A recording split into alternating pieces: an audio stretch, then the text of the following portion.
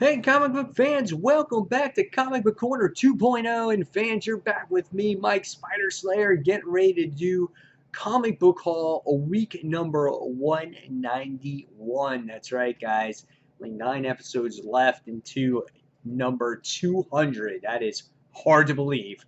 But this week, it was actually a little bit of a lighter week. Not as heavy, maybe not 19, 20 books I bought. Maybe I bought like 14 or something like that. So, yeah, not as heavy of a week and maybe not as highly anticipated books, but there are some interesting books out there to read this week. So, with a further ado, let's go ahead and get started. Here is the bag, and the comics are obviously inside. Where else would they be? So, here we take the comics preciously out of the bag. The bag is on the ground once again with all the other bags.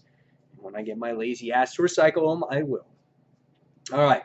So first things first, let's talk about the first book this week, and it is a Secret Wars book. That's right. The other Secret Wars book that was released this week was House of M. I didn't get that one. I might read it digitally, but I did get this one, and that's Where Monsters Dwell, issue number 5. I'm pretty sure that this is the conclusion to this.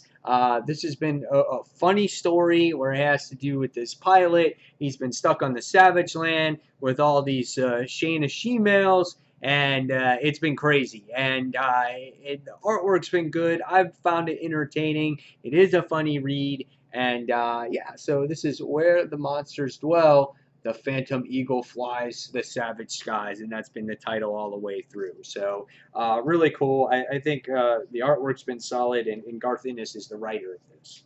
All right, so next we have IDW's Teenage Mutant Ninja Turtles issue number 51. We got the huge $8 issue that came out, obviously, for issue number 50. 51 is this follow-up issue to see maybe how the Shredder might come back, or what's Krang's involvement in things going forward. How does Michelangelo handle the ramifications of this war and Splinter being charged of the Foot Clan?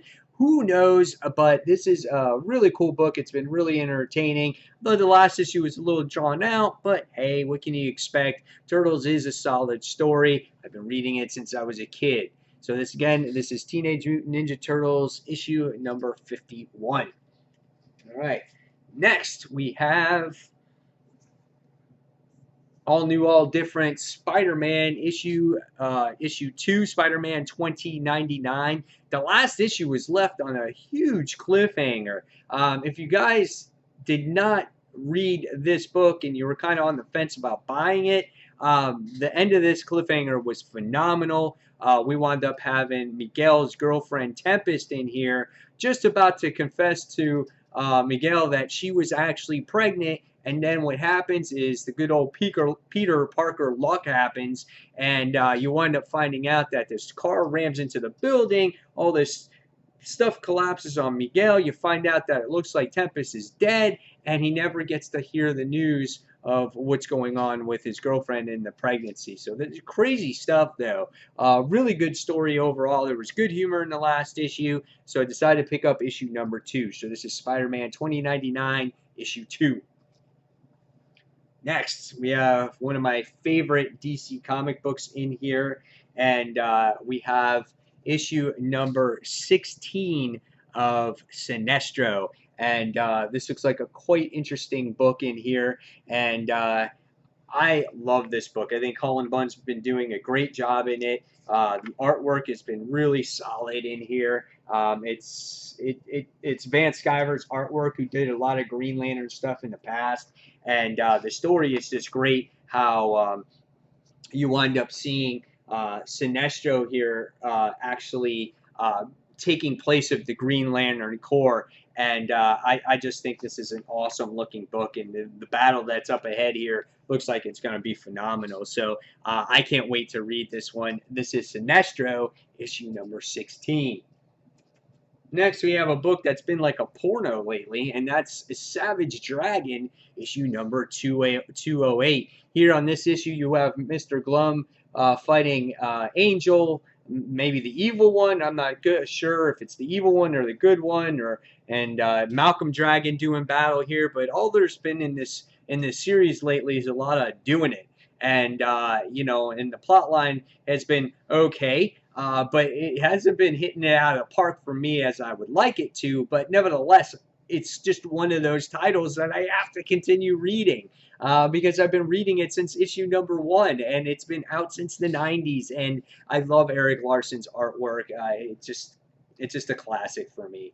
And so this is Savage Dragon issue number 208. I mean, again, speaking of that artwork, this is what you get to see inside the book. It's just a very comic book style type of artwork.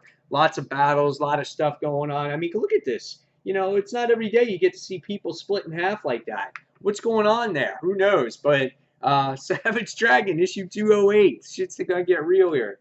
All right, next we have another good Image comic, and that's Manifest Destiny issue number 18.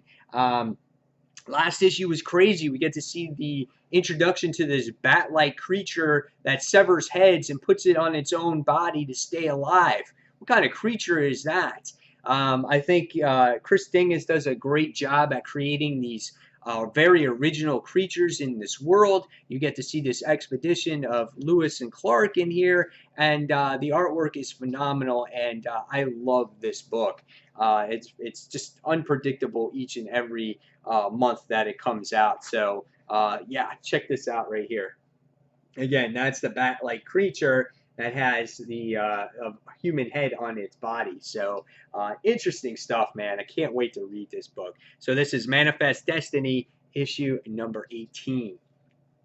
All right, next we have a book that I'm picking up for, I guess this is the second issue in a row, as we got to see issue number 12 deal with Grayson coming back to Gotham, and now all of a sudden he's been in all the books in the DC universe. So I decided to give Grayson a try and seeing what his involvement is going to be now in the DC universe, since he's all over the place. He's not so much looks like he's attached to Spiral anymore, and so I'll give this one a solid try and see what's going on with Mr. Grayson here in his own book. When you open it up, you know, it looks pretty cool. You know, it's nice artwork, okay colors for me. Not too much action going on at first, but yeah, it's pretty cool. So we'll see where it goes. I'm gonna give it a solid try here. So this is Grayson issue number 13. Next, we have a book that hasn't been out in a long time. I felt like it's been a couple months, and that is Chew issue number 41. As you get to see, which looks like a bunny rabbit, you know, in here that looks like his daughter, Olive, I think it is, you know, so I'm not sure what's going on there, but you got little peeps in there and whatnot. So this begins, I think, a new story arc.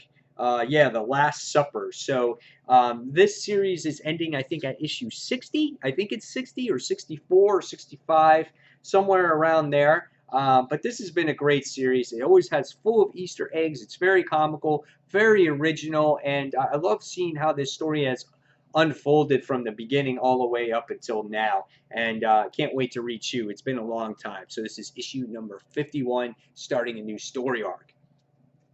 All right.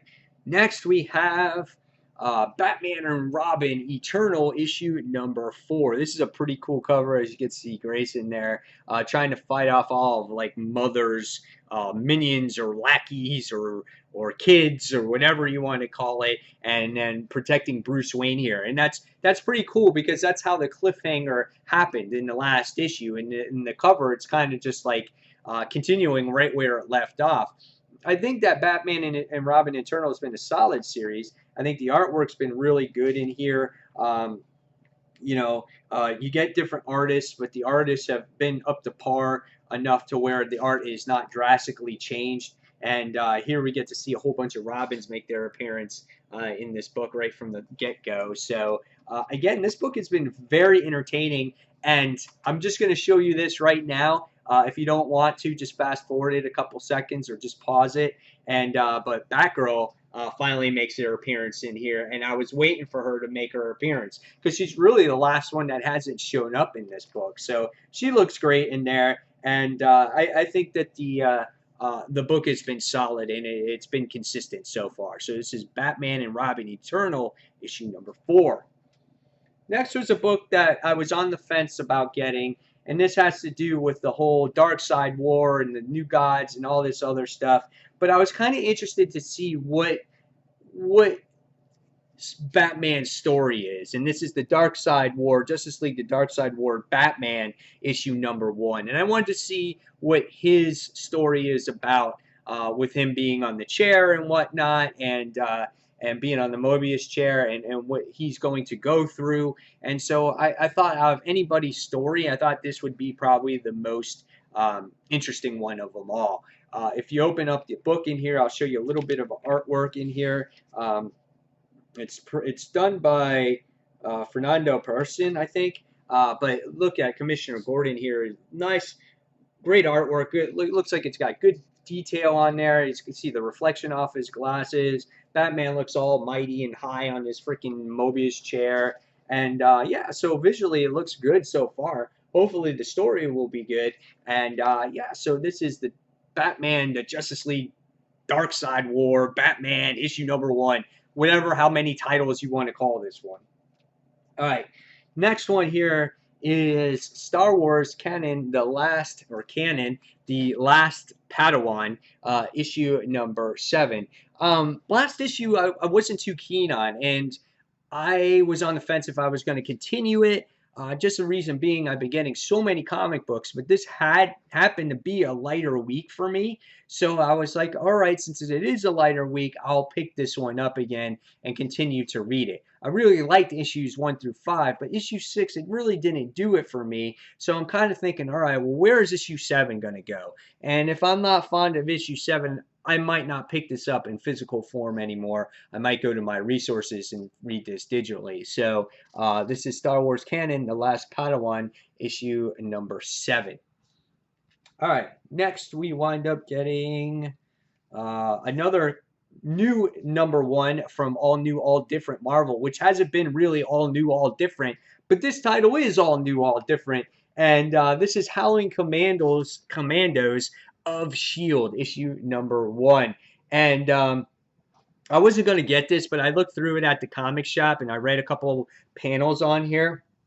And it actually looks kind of funny with these cast of characters on here. And I thought the cool thing in here is you wind up getting Teen Abomination from Superior Iron Man in here. And you wind up getting like Zombie, and the Manphibian is in here. So they had a list of characters of who was in here. And you wind up seeing Hitmonkey in here from Deadpool, which I thought was pretty interesting too. So that's what I saw when I was flipping through it. And it looks like an interesting book, and it could be a lot of fun.